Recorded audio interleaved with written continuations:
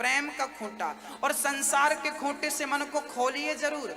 एक बैल था, 100 किलोमीटर चला, पर जहां से चला था वहीं खड़ा, पहुंचा कहीं नहीं। कौन सा बैल था वो?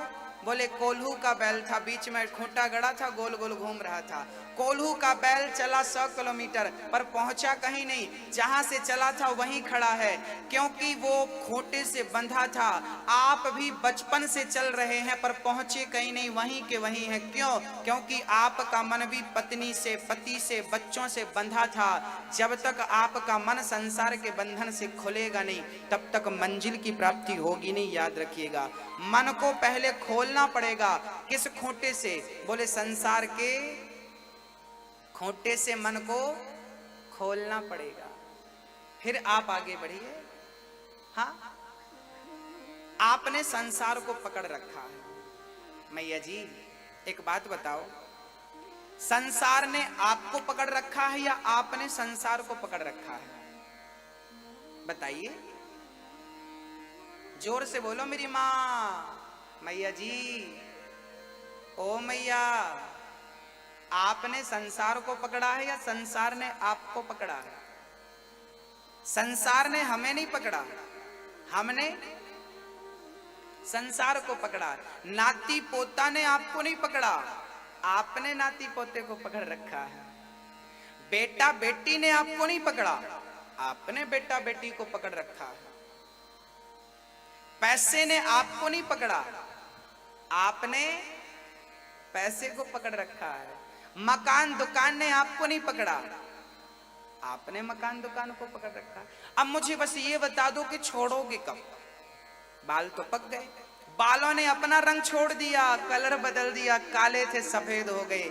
तुम भी काले कारनामे बंद कर दो, सफेद हो जाओ, अब अंदर से स्वच्छ हो जाओ। बाल पककर यही तो कह रहे हैं कि हमने अपना रंग बदल दिया, अपना रूप बदल दिया, तुम भी बदलो भाई। पर आप तो मेहंदी पोत के फिर जैसा का तैसा कर लेते हैं। ये बाल हमें सिखाते हैं कि हमने अपना रंग बदला है। अपनी तारीख बता दो। मैया जी, बंदर पकड़ने वाला जो होता है ना, मंदारी, पता है वो बंदर को कैसे पकड़ता है? वो जमीन के भीतर एक घड़े को गड़ाता है, जिस घड़े का मुंह बहुत छोटा होता है, सुराही कह सकते हैं, सुराही टाइप का मुंह छोटा।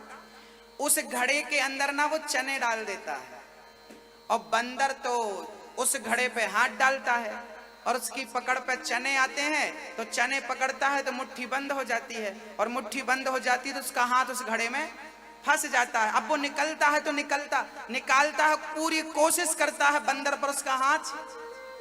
उस बंदर को लगता है घड़े ने मुझे पकड़ लिया। बंदर को क्या लगता है कि घड़े ने मुझे पकड़ लिया, जबकि घड़े ने पकड़ा था क्या?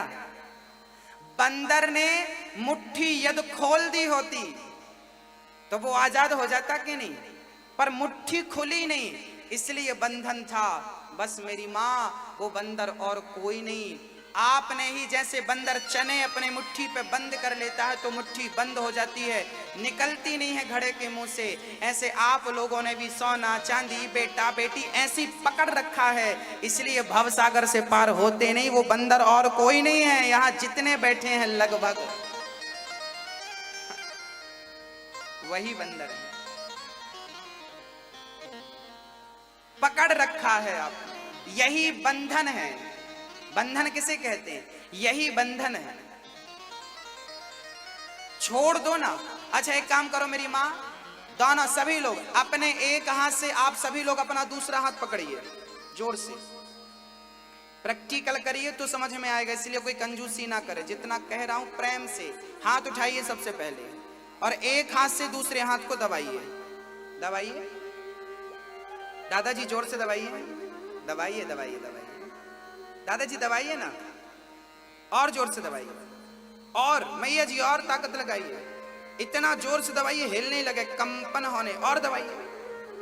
अब छोड़ दीजिए। अब बताइए पकड़ने में सुख था या छोड़ने में?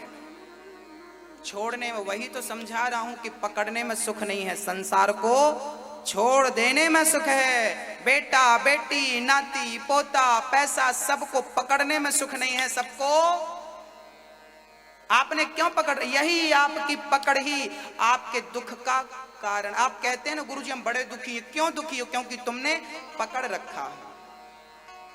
सुखी उस दिन हो जाओगे जिस दिन आप छोड़ दोगे। बस मेरी मां, भरत जी महाराज ने उस मृग के बच्चे को पकड़ लिया, उससे दिल लगा लिया। जब मृत्यु आई तो मृग का चिंतन करते करते भरत जी ने शरीर त्याग दिया। यमराज ने खाता वही देखा तो पता चला कि भरत जी ये मृग का चिंतन करते करते आए हैं। भरत जैसे संत को अगले जन्म में मृग बना करके भगवान ने भेज दिया। अंते या मति सागति, मरते समय जैसी मति होती है वैसी ही गति होती है, इसलिए मति को सुधारिएगा, गति सुधर जाएगी। भारत जैसे संत को क्या बनना पड़ा? मृग बनना पड़ा। क्यों बनना पड़ा? क्योंकि मृग का चिंतन करते करते वो मर गए। आप लोग भी आजकल कुत्ता पालने का बड़ा शौक पाल रहे हैं, कहीं आपको भी अगले जन्म में घर घर भौंकना ना पड़ जाए। बच के रहना रे बाबा, मन जहां लगता है गति वही होती है। ये होशंगाबाद के सज्जन बोले गुरुजी हमारा कुत्ता बड़ा ईमानदार है। हमने कहा क्यों नहीं रहेगा, तुम्हारे दादाजी हैं ये पिछले जन्म के। अरे हमारे दादाजी? हमने कहा तुम्हारे दादाजी जब मरे थे ना, उनको चिंता थी मेरी बहू बड़ी लापरवाह है, मेरा बेटा बड़ा लापरवाह है, घर को कौन संभालेगा, घर की चिंता थी। भगवान को लगा कि ये घर की चिंता करते करते मरा है, कुत्ता बनाकर भेज दिया उसी घर का, जाओ ताकते रहो तुम अपने घर को। अंते यामती, ये बात बिल्कुल मैं मजाक में नहीं कह रहा हूं। भारत जैसे संत को मृग बनना पड़ा तो अरे गहरे नत्थु खैरे की क्या कहें हम। मेरी माँ, इसलिए मरते समय ना सावधान, इसलिए संत कहते हैं कि मरने के समय घर परिवार को छोड़ देना चाहिए। आखिरी समय जब हो मृत्यु का, बड़ा सावधान रहना चाहिए। हर श्वास में ईश्वर का चिंतन होना चाहिए। इससे मृत्यु, ये जन्म सफल हो जाएगा, मृत्यु सफल हो जाएगी। इसलिए सावधान, कहीं आपको भी कुत्ता नजर ना आ जाए मरते समय, कहीं आपको भी बेटा बेटी नजर ना आ जाए। आप गोविंद का चिंतन करते रहिएगा।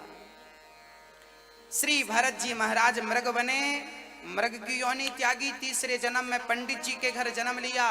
पिता ने गायत्री मंत्र याद कराया, भरत जी ने बोला नहीं। उनको लगा कि सब पढ़ लिया तो सब विद्वान कहने लगेंगे, मुझे अहंकार आ जाएगा, फिर मैं उलझ जाऊंगा। भरत जी मूर्ख बने रहे, उनका नाम रख दिया गया जड़ भरत, अर्थात मूर्ख भरत। क्या नाम रखा? जड़ भरत। भरत जी नगर भ्रमण करने लगे, जंगल में रहने लगे। भाइयों ने कहा जाओ धान बोदी है खेत पे, चिड़ियों को उड़ाना। भरत जी चिड़ियों को उड़ाने की जगह बैठकर बाजा बजाते और कहते, राम जी की चिड़िया, राम जी का खेत, खाओ री चिड़िया भर भर पेट।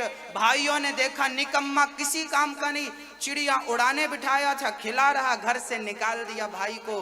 भरत जी को लगा अब ठीक है, अब जंगल में विचरण करने लगे। एक दिन जंगल के राजा भीलों ने भरत को पकड़ लिया और नर बलि चढ़ाना चाहा, तलवार उठाकर बलि चढ़ाना चाहा।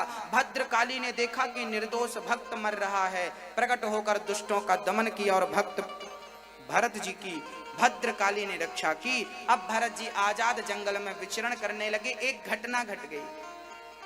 सिंधु सौवीर देश का एक राजा था, नाम था रहुगण। वो पालकी पर चढ़कर जा रहा था। राजा बड़ा अहंकारी किस्म का था। भरत जी वो पेड़ की छांव पर बैठे थे। अचानक एक कहार बीमार पड़ा, भरत जी को कहार बना करके रख लिया। भरत जी राजा रहुगण की पालकी लेकर चल पड़े। ये राजा रहुगण कौन है? पिछले जन्म का वही मृग है जिनके चक्कर में भरत जी की गति बिगड़ गई थी। पिछले जन्म में भी गोद में लिए घूम रहे थे, इस जन्म में भी अब गोद में। अब भरत जी को लगा कि तेरे चक्कर में मेरा जन्म बिगड़ा है, अब तेरा मेरा मैं तुझे ज्ञान देकर इस जन्म में भवसागर से मुक्त कर दूंगा। ऐसा मुक्त करूंगा कि आवागमन का चक्कर सदा सदा के लिए मिट जाएगा। राजा रहुगण बैठे थे, भरत जी चल रहे थे, सामने चींटियां आई तो चींटियों को देखकर भरत जी ने छलांग लगा दी। राजा रहुगण के सिर पे पालकी टकराई। राजा रहुगण बोला क्यों रे, ये उछल कूद क्यों कर रहे हो? कहारों ने कहा महाराज ये नया नया भर्ती हुआ है बिना इंटरव्यू का, यही उछल कूद कर रहा है। समझाओ इसको। समझाया, राजा बड़ा खतरनाक है, ठीक ठीक चलना, मारता है। भरत जी तो संत थे, फिर से छलांग लगाई, चींटियां ना मर जाएं। और छलांग लगाई तो राजा रहुगण गुस्से में बोलने लगा, मूर्ख कौन है ये? पर्दा हटाकर देखा, भरत जी नजर आए। भरत जी बड़े हट्टे कट्टे थे ना, पर व्यंग बोलता है रहुगण, अच्छा बड़ा दुबला पतला है, मेरा भार नहीं उठा पा रहा है, अच्छा मैं तुझे मृत्यु दंड दूंगा। भरत जी ने मन में विचार किया कि आज मुझे इस मूर्ख को ज्ञान देना ही पड़ेगा। भरत जी ने ज्ञान दिया। त्वयोदितं व्यक्तमविप्रलब्धं भर्तुः समेष्याद्दधिवीरभारः गन्तुर्यदि स्यादधिगम्य मध्वा पीवेति राशौ न विदां प्रवादः। भरत जी ने कहा, राजन पहले ये बताओ, आप मारोगे किसे? मृत्यु किसकी होती है?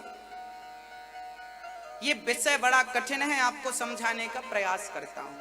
मैया जी, भैया जी, ये बताइए, मृत्यु किसकी होती है? शरीर की होती है या आत्मा की? कौन मरता है? मृत्यु किसकी होती है? किसकी होती है? हमारा शरीर कितनी चीजों से मिलकर बना है? हमारा शरीर कितनी चीजों से मिलकर बना है? 5। पृथ्वी, जल, वायु, अग्नि, आकाश, छित जल, पावक, गगन समीरा, पंच रचित अति अधम शरीरा। 5 चीजों से मिलकर शरीर बना है। जब हम मरते हैं तो बताओ, हमारे पास सब कुछ होता है, क्या नहीं होता? कौन सी चीज चली जाती है तो हम मर जाते हैं? क्या क्या? आत्मा। आत्मा चली जाती है तो शरीर मर जाता है, पड़ा रह जाता है। इसका अर्थ ये बताइए कि मैं था कौन? जब तक आत्मा थी तब तक आपने घर के अंदर रखा, आत्मा निकल गई तो शमशान में जला दिया। मैं था कौन? मैं शरीर था या आत्मा था? मैं अनिरुद्धाचार्य, कोई सीता, कोई गीता, कोई राम सिंह, कोई माखन सिंह, कोई फलाना सिंह। बताओ भैया, आप कौन हो? कौन हो आप? कौन हो आप? कितने राम सिंह पैदा हुए होशंगाबाद में, कितने राम सिंह मर गए? कितने मक्खन सिंह पैदा हुए होशंगाबाद में, कितने मक्खन सिंह मर गए? हाँ या ना? आपका जो नाम है उस नाम के आज के 100 साल पहले भी यहां रहे होंगे कि नहीं? और आपका जो नाम है उसी नाम के लोग 100 साल बाद भी होंगे या नहीं? तो क्या आप राम सिंह हो, लखन सिंह हो, भगत सिंह हो, ये सिंह हो? हाँ या ना? हो या नहीं? नाम केवल व्यक्ति की पहचान के लिए रखा जाता। संज्ञा सर्वनाम पढ़ा होगा आपने, वस्तु विशेष की पहचान के लिए नाम रखा जाता है। हाँ हाँ या ना? मैं शरीर नहीं था, मरने के बाद शरीर पड़ा रहा, आत्मा निकल कर चली गई, अब शरीर की कोई वैल्यू नहीं। वैल्यू किसकी थी? कीमत किसकी थी? उस आत्मा की। जब तक वो थी तो आंख भी काम कर रही थी, कान भी काम कर रहे थे, हाथ पांव काम, और आत्मा गई तो सब कुछ था पर काम कोई नहीं कर रहा है। ना आंख काम कर रही है, ना कान, ना हाथ, ना पांव। इसका अर्थ है कि मैं शरीर नहीं था, क्योंकि मृत्यु के बाद भी शरीर होता है। हाँ या ना? बहुत ध्यान से समझना, और समझ आए तो सिर विर हिलाते रहना बढ़िया सा। ये बताओ कि मरने के बाद शरीर है, क्या आप शरीर हो? आप क्या हो? आप क्या हो? मैं कौन हूं? मैं आपसे पूछ रहा हूं, आप कौन हो?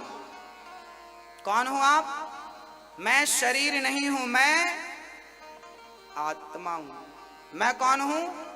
मैं आत्मा हूं। मैं अविनाशी हूं, आत्मा कभी मरती नहीं। अच्छा, शरीर 5 तत्वों का बना है। जब 5 तत्वों का शरीर, जब आत्मा निकलती है तो शरीर को जला दिया या गाड़ दिया, वो 5 तत्व में जाके समा जाते हैं। अग्नि, अग्नि में, आकाश, आकाश में, जल, जल में, वायु, वायु में, पृथ्वी, पृथ्वी में। 5 तत्व जो थे वो 5 में मिल गए। आत्मा जो थी वो परमात्मा से जाकर मिल गई। बचा कौन? अब कहानी किसकी है? पाप